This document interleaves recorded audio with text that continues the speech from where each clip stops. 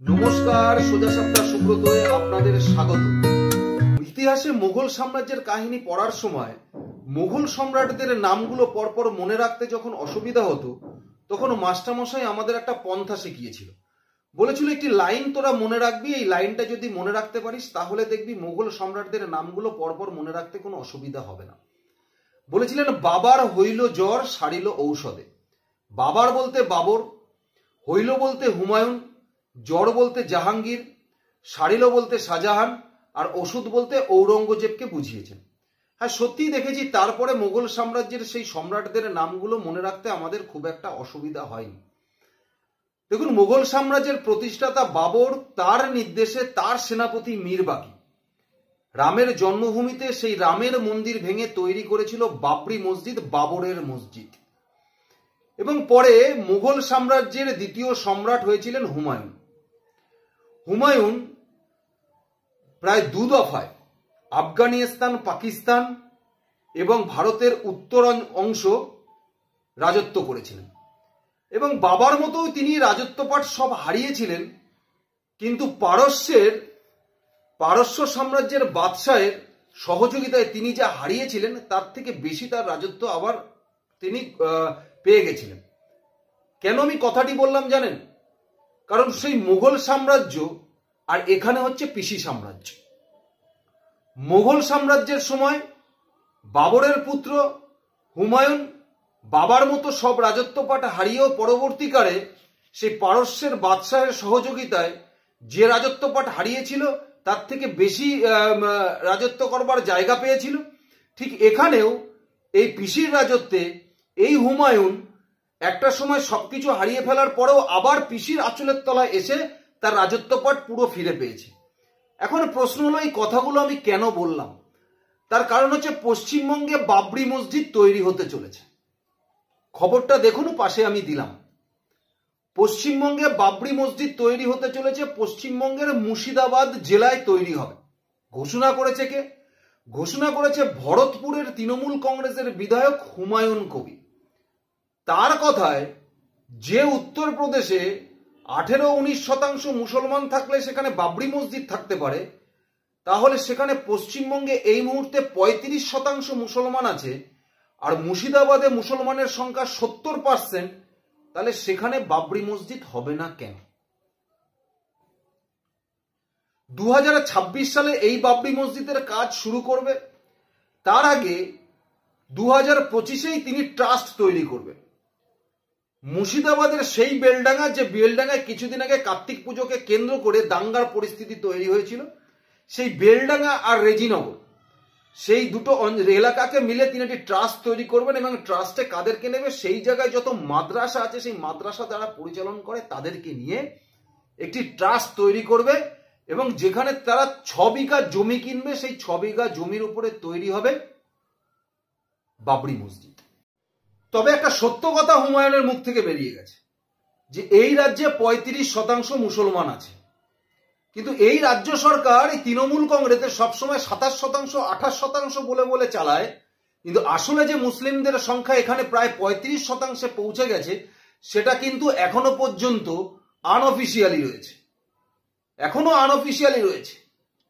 এই সেই হুমায়ুন কবির, যিনি লোকসভার আগে প্রকাশ্য সভায় দাঁড়িয়ে বলেছেন হিন্দুদের উদ্দেশ্যে ওরা 30%, আমরা 70%, কেটে ভাগীরথীতে ভাসিয়ে দেওয়ার কথা।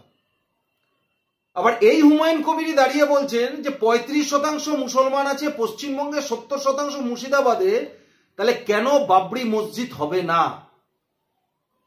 তাহলে আমরা কি আগামী দিনে হুমায়ুন কবিরের মুখ থেকে এই কথাটা শুনবো যে 40% মুসলমান হয়ে গেছে পশ্চিমবঙ্গে, তাহলে এটা কেন মুসলিম রাজ্য হবে না? শুনবো তো এই কথাটা? তবে আমাদের এই সমাজে কিছু সেকুলার হিন্দু আছে, যারা কথায় কথায় সাম্যবাদের কথা বলে, যারা সবকটা সময় নিজের ধর্মকে অপমান করে আর অন্য ধর্মকে মাথায় তুলে রেখে সেকুলারগিরি করে। তারা আর কবে বুঝবে জানি না, তবে এই কথাগুলো আর এই কার্যপ্রণালীর মধ্যে থেকে যারা আপনারা এখনো অফিস থেকে বাড়িতে এসে চায়ের কাপে চুমুক দিয়ে মুড়ি খেতে খেতে শুধু গল্পের মধ্যেই মগ্ন থাকেন, তাদের কিন্তু একটু সজাগ হতে হবে যে পশ্চিমবঙ্গ কোন দিকে যাচ্ছে, পশ্চিমবঙ্গ কোন দিকে যেতে চলেছে। 70% মুসলমান যেখানে আছে, 30%কে কেটে ভাগীরথীতে ভাসিয়ে দেওয়া যায়। যে বলছেন সে শাসক দলের বিধায়ক, তার বিরুদ্ধে এই শাসক দল কোনো ব্যবস্থা গ্রহণ করে না। এমনকি একটা নোটিশ পর্যন্ত পুলিশ বা প্রশাসনের তরফ থেকে তাকে যায় না, তাকে থানায় ডেকেও পাঠায় না, কিছু হয় না। ওপেন এই কথা বলার পরেও 70% মুসলিম আছে মুর্শিদাবাদে, তাই সেখানে বাবরি মসজিদ হবে। 35% মুসলমান দাঁড়িয়ে গেছে পশ্চিমবঙ্গে, এটা উনি সগৌরবে ঘোষণা করছে। তার মানে আগামী দিনে 40% হয়ে গেলে তাদের ঘোষণা কি হবে একবার এটা আপনারা ভেবে দেখবেন।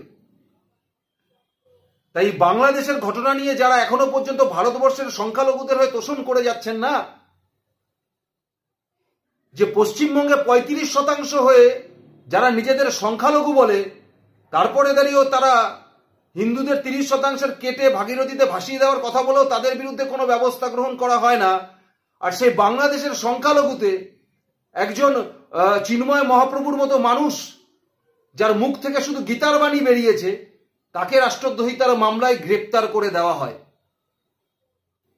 যারা বাংলাদেশের সংখ্যালঘুদের সাথে এদেশের সংখ্যালঘুদের গুলিয়ে ফেলছেন, তাদের এই কথাটা বারবার মনে করা উচিত, তাদের এই কথাটা বারবার মনে করা উচিত।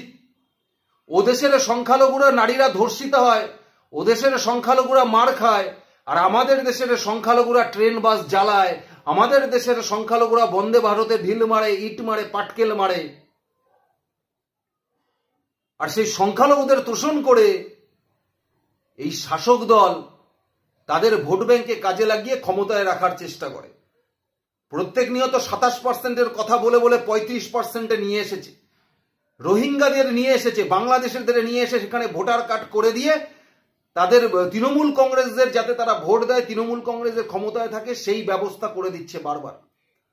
আর যতদিন এই সরকার থাকবে, আর খুব বেশি দেরি নেই, আর খুব বেশি দেরি নেই, 2026-এর পরেই বুঝতে পারবেন। যদি 2026-এ আপনাদের জ্ঞান হুঁশ না ফিরে থাকে, তাহলে আর পিছন ফেরার মতো কোনো পরিস্থিতি আপনাদের থাকবে না, আর থাকবে না। তখন যে বিধায়ক আজকে দাঁড়িয়ে বলছেন 30% ভাগীরথীতে ভাসিয়ে দেবো, 70% আছে এখানে, 35% আছে পশ্চিমবাংলায়, এখানে বাবরি মসজিদ হবে, সেই বিধায়কও দাঁড়িয়ে বলবে যে এটা মুসলিম স্টেট করতে হবে, আমাদের মুসলিম মুখ্যমন্ত্রী চাই। যদি আপনারা এখনো না শুধরান, এখনো যদি আপনাদের মধ্যে ধর্মনিরপেক্ষতা কাজ করে, এখনো যদি আপনাদের মধ্যে সাম্যবাদ কাজ করে, এখনো যদি আপনাদের মধ্যে হিন্দু হয়েও হিন্দু বলতে নিজেদের লজ্জা লাগে, তাহলে আগামী দিনে এই দিনটা দেখার জন্য আপনারা প্রস্তুত থাকবেন। আগামী দিনে এই দিনটা দেখার জন্য আপনারা প্রস্তুত থাকবেন, আপনাদের প্রস্তুত থাকতেই হবে। বাংলাদেশের হিন্দুদের যা অবস্থা হয়েছে, এই পশ্চিমবাংলার হিন্দুদেরও তাই অবস্থা হতে যাবে, হতে যাবে। মুর্শিদাবাদে 70%, দক্ষিণ 24 পরগনায় 65%, উত্তর 24 পরগনায় 67%। কোথায় যাচ্ছেন? মালদায় 65%। 2011-র জনগণনা হিসাবে 27% ছিল, সেইটা নিয়েই চালিয়ে যাচ্ছে। 2025-এ আবার জনগণনা হচ্ছে। সেই সময় দাঁড়িয়ে হুমায়ুন কবিরের মুখের কথাটা কিন্তু একদম খেটে যাবে। দেখবেন যে এখানকার মুসলিম ভোট ব্যাংক প্রায় 35% দাঁড়িয়ে গেছে। ডেমোগ্রাফি চেঞ্জ করে দিচ্ছে, ডেমোগ্রাফি চেঞ্জ করে দিচ্ছে পশ্চিমবঙ্গের। আর আপনারা হিন্দু হয়ে নাকে সর্ষের তেল দিয়ে ঘুমাচ্ছেন আর বলছেন এই জিনিসের দাম বাড়লো কেন, ওই জিনিসের দাম বাড়লো কেন, বাড়ির সামনের রাস্তাটা পিচ হলো না কেন, এই নিয়ে চিল্লিয়ে যাচ্ছেন। আগামী দিন এমন আসছে না, ওই পিচের ওপর থেকে খালি পায়ে পোটলা নিয়েই পালাতে হবে, এটা মাথায় রাখবেন।